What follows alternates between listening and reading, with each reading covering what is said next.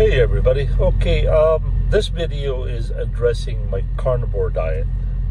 I've been on it now for roughly 3 months. And if you remember, before I started my carnivore diet, my kidney functions were at 30%. And as far as medication goes, I was taking allopurinol for my gout.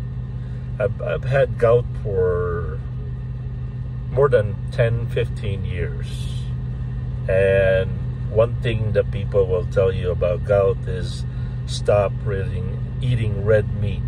That's always been the best advice out there. Stop eating red meat and fat. Well, bad for your cholesterols and all that. So that's that, right? Allopurinol, I also took Benadryl twice a day, once before I go to bed, once when I wake up. Otherwise, I'll have allergies and sniffles, and oh, that's so bad. Omeprazole, which right here, I still have the medication. Omeprazole, and then allopurinol. Omeprazole is antacid because I can do maybe 1 day without taking omeprazole, the antacid tablet, and I would get the worst acid reflux you can think of. I mean, I always imagine of swallowing a nail and the nail would be probably dissolved. You heard about the seagulls digesting nails, right? That's how bad strong their stomach acid is. Anyway, enough of that. So omeprazole, simvastatin, allopurinol. What else is there? Heart medication. I mean, not heart, but blood pressure pills. I still take that. I still take my gout medication, and what else? I used to take a lot of things, and I would gain a lot of weight before, up and down, and I've tried every kind of diet there is out there. Nothing ever seems to work. Finally, one of my subscriber and a YouTube doctor named Dr. Berg. No, what's his name? Hold on.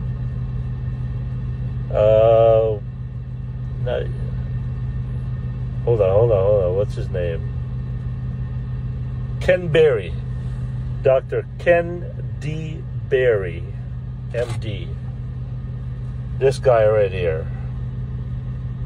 He's the one that got me hooked on this carnivore diet, and especially one of my subscribers. So, and when I started this, it was really counterintuitive because of the lifelong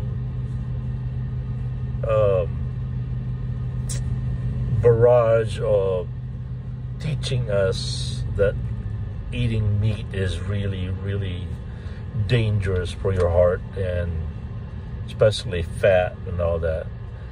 Anyway, I followed his instruction. I followed Michael's advice, and for the first week that I did the carnivore diet, oh man, it was bad.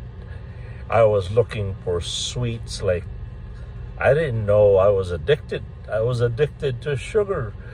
I had never been addicted to drugs, but I think I know what it feels like to be an addict.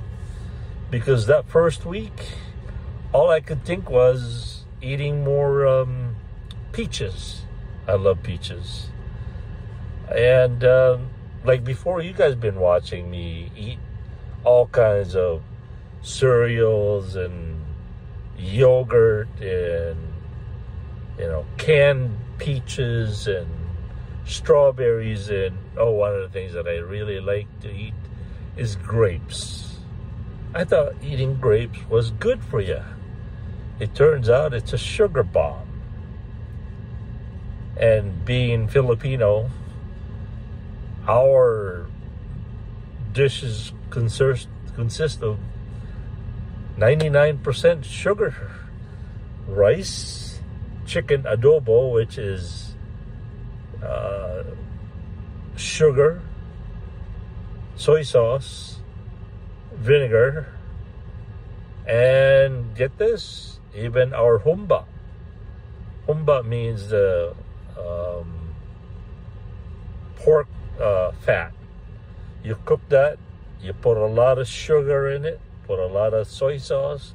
You put a lot of soy sauce so you have to put a lot of sugar so that it doesn't taste so salty. And that right there is already a bomb. Rice cakes, biko, which is sweet sticky rice with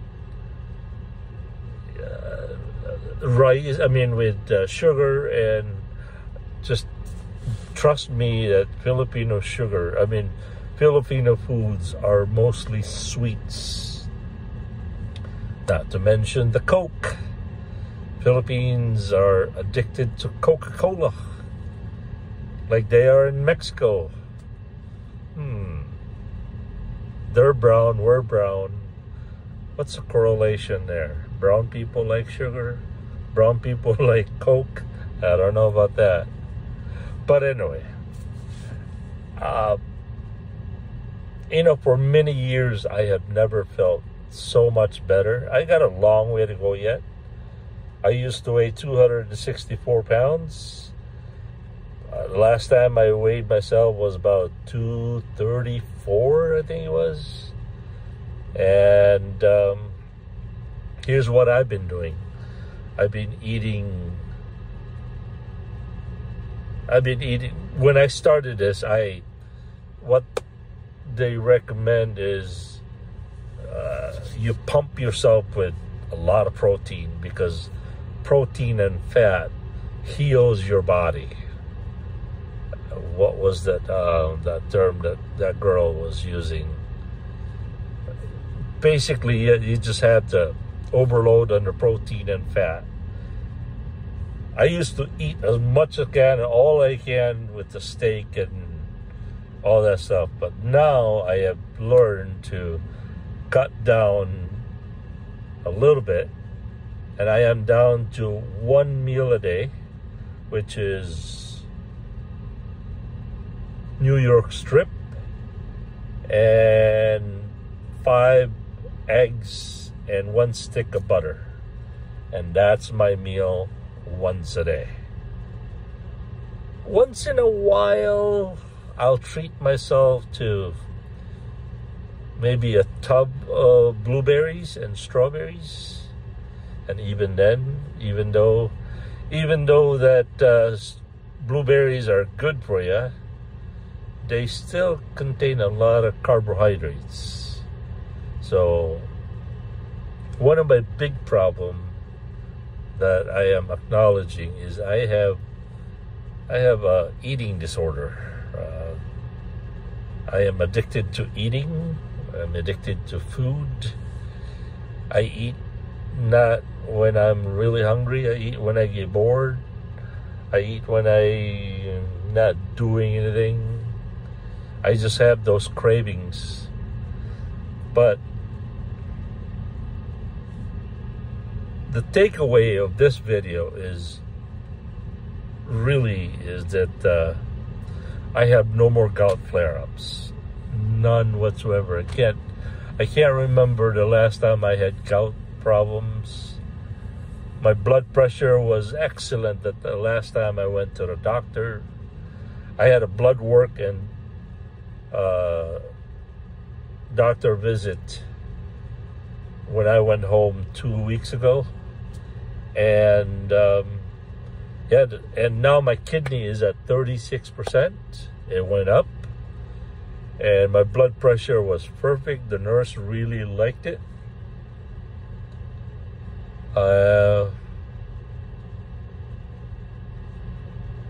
I don't get the allergies I used to get. I sleep better. When I walk, I don't, oh yeah, that's a big takeaway also. When I walk, I don't lose my breath. I used to be when I walk around my truck, as of you guys probably know, man, I would be gasping for air. But now I'm still there. But I am 100% better than what I was, but I'm not 100% there yet. Does that make sense? I feel a lot better. My bones or my joints are, when I walk, it feels like I'm very light again. So this is just my testimony that the carnivore diet is really working. And all my life we've been taught that eating meat and fat is bad for you. It turns out it's the carbohydrates, the sugar, the fruits, the sweeteners, even, man, here's a big fat lie that you guys thought of, is eating oats, Quaker oats. I used to have a whole lot of that because it's good for your heart. I don't know, man. I'm not a doctor. I'm not a scientist. I'm just telling you my experience. I'm not asking or telling you what to do. This is just my testimony of my journey. So I hope that you got something out of this. Your body, your choice, right? But yeah. Hey, that's all I got. So we'll keep you posted as far as this diet journey goes, and we'll see you from there. Peace. Good night.